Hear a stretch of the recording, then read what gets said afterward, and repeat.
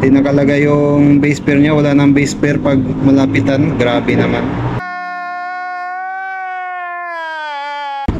Bali yung kukunin natin target ngayon ay papuntang Pasay or Makati. Wag.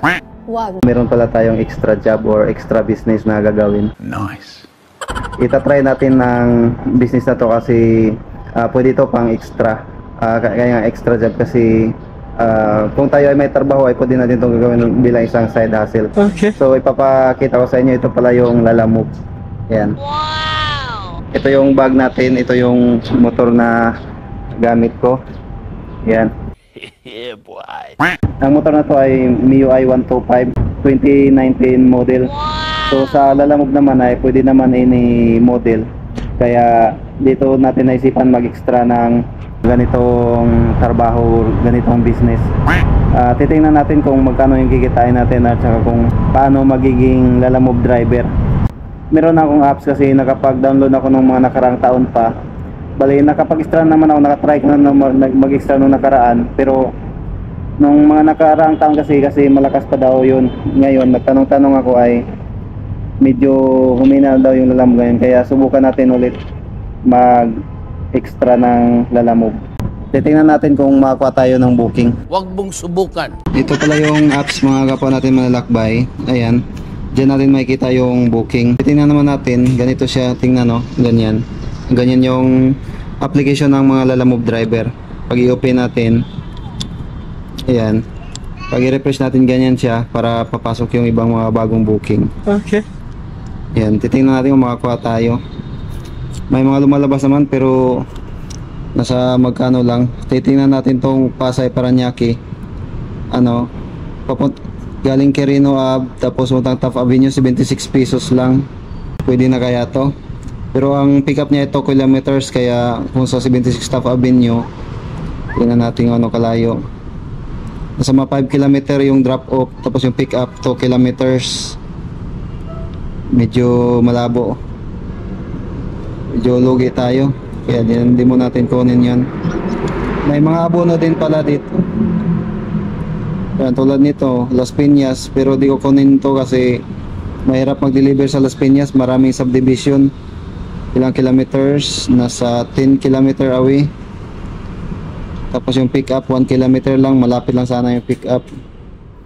Kaso yun nga, mahirap dyan sa Las Piñas. Ito papuntang Tanay, Abono, 7 km yung pick up. Galing ng Airport Plaza, Naya Road. Ay malapit lang to. Nasa may Naya Road lang, may tambo. Ang pa-pick up niya, sir, pick up 5 safety belt 1,500 pesos, 293 yung shipping fee plus 50 pa. Ganyan yung application. Pag tingnan natin yung kanyang drop off, so nasa mga 36 km ang sa may Roman Rojas, sa may ayan, Avoid Elementary School, Rizal. So medyo malayo. Kaya di natin kukunin din to kasi abono, tapos seatbelt di natin sure yan.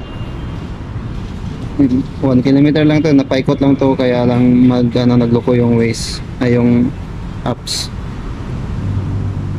Ang fare niya 293 plus 50. Titingnan natin kung mabawasan to ng commission. So may commission siya 58 pesos, collect cash 343, base fare 49, additional distance 194, buy for me yun sa purchase order 50, tapos sa priority 50. So ang magiging earnings natin ay 284 pesos.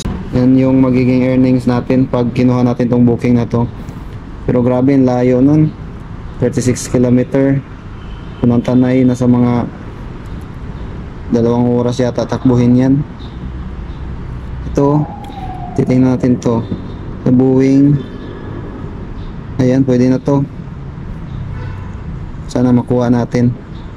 Ayun, naunahan tayo. Yan o. Ganito na pala ngayon sa Lalamove. Hanap pa tayo ulit. Ito Porol's Stretch Films, papuntang Taguig, Luxembourg. Ay, mahina din yung booking dyan pag napunta tayo dyan. Dito sa Lalamove, hindi rin talaga basta-basta na maglalamove driver. Dapat din kasi piliin natin yung lugar na pupuntahan natin na makakuha tayo ng booking doon, para hindi tayo masiro pagdating doon ay makakuha tayo ulit ng booking.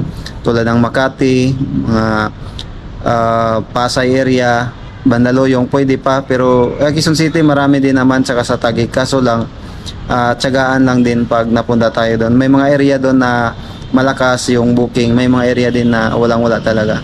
Kaya pag nagkuha tayo ng booking, kailangan talagang piliin natin yung hindi tayo madidehado. Okay lang kung pauwi na tayo kung saan tayo pupunta, yun, okay lang yun. Balik tayo dito sa mga booking. Tingnan natin. Ito, 1 kilometer, ayun yun. Mag-plus 20 na siya, oh. Traffic din kasi sa Taguig, kaya mahirap din kunin yung patagig. Ay, wala pa rin tayo nakuha. Mga 15 minutes na kaya tayo dito nagtambay. Dito pala tayo ngayon sa bahay, di pa tayo nakaalis eh. Kaya kukuha muna tayo ng booking bago tayo alis. Kanina pa to, walang kumuha yung patanay. Wala talaga. Yan, no lalabag. Basta nakalagay no lalabag, matik yan, mga malalaki yung items.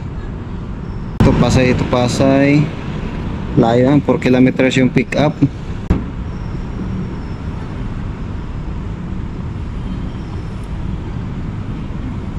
Malayo. Hindi natin kukunin, sayang, oh. Naku, 0 yata tayo ngayon, ah. Ito, Paranaque, 59 pesos. So ang kilometer, 3 kilometers yung pick up sana. At 3 kilometers medyo malayo. Yan, o, 3 kilometers away yung pick up. Tapos dadalhin sa Quirino Ave. Yan, 59 pesos lang. Grabe, parang na palagay natin na sa mga 2 kilometers to or 3 kilometers, 3 piso yung per kilometer. 49 yung base fare, wala na. Titingnan natin may yung shipping fee. Delivery 59. Walang nakalagay dito yung breakdown niya. Hindi nakalagay yung base fare niya, wala nang base fare pag malapitan. Grabe naman. Sino kukuha? Yan, pwede lang yan pang sabay. Puntang Mandaluyong. 2 kilometers yung pick up. Alanganin to, sobrang traffic ngayon kasi ang oras na 5 PM. Sobrang traffic ngayon papuntang Mandaluyong. Bali, kukunin natin target ngayon ay papuntang Pasay or Makati. Hindi muna tayo, mamaya tayo bibiyahin ng Mandaluyong or papuntang Quezon City, ganon. Taguig. Rush hour kasi ngayon, kaya kailangan mili lang tayo naman, lapit-lapit lang. 4 kilometers. Wala na, nakuha na. Sobrang laki din kasi ng abono nito, oh. 7,160. Wala naman tayong perang ganun kalaki. So magiging earnings natin ay 152 pesos. Sayang din to, oh, pag may 7,000 ka na pang abono. Yung high demand surcharge, may 17 surcharge siya. Priority fee 20, purchase order 50, delivery fee 98, commission 33 pesos yung commission ng Lalamove. Pero no, bumalik yung nag-plus 40 na yung puntang Mandaluyong. Laki kasi na abono. Las Marinas, Paliparan 3, grabe man, 73 lang. Wala nang bisper. Wala Las Piñas, 82 pesos, no? No! No! Grabe mga kapatid lalakbay, sobrang tumal pala ng Lalamove. Wala tayong nakuha ang booking pa. Update ko kayo mamaya kung may nakuha na tayong booking mamaya. Update ko kayo kung saan. Ilang minutes na tayo, mag 15 minutes na, wala pa rin nakuha. Or mag 30 minutes na nga eh, yung antay natin dito, wala pa rin nakuha ang booking. Sa mga tatanong pala ng bag ko, ito, papakita ko ha. Itong bag ng Lalamove. Bali nung nag-register ako nung nakaraang taon, nag-request ako ng Lalamove bag, kumuha ko ng Lalamove bag kasama to noon sa ano. Pumunta pa ako sa Quezon City nung nag-register ako ng Lalamove nung nakaraang taon. Nagkakalaga din to ng ano 1.3 yata yun sa ano, kung di ako nakakamali. Nasa abot yata ng mga 1.3 halos yung bag sa mga gustong magkaroon ng Lalamove bag. Doon ko kinuha sa ano sa Quezon City mismo, pero may iba naman silang mga office na doon sa meron Las Piñas, sa Pasig at saka dito sa May Pitex meron din sila.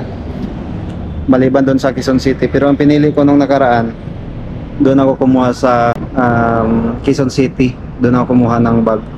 So hindi siya libre pag naglalamove tayo, kailangan din natin gumastos. Tapos nag-ano pa ako noon, may 500 na deposit na binayaran ko doon sa office ng Lalamove.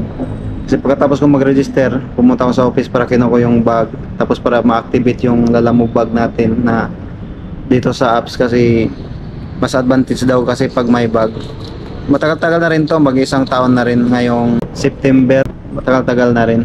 Kaso nag-i-extra ako, ano lang, pa bugso-bugso lang, hindi palagi kasi may ano din tayo, iba tayong pinagkikitaan, may iba tayong mga ginagawa. So yun lang, nagwinto ko lang. Update ko kayo pag nakakuha na ako ng booking.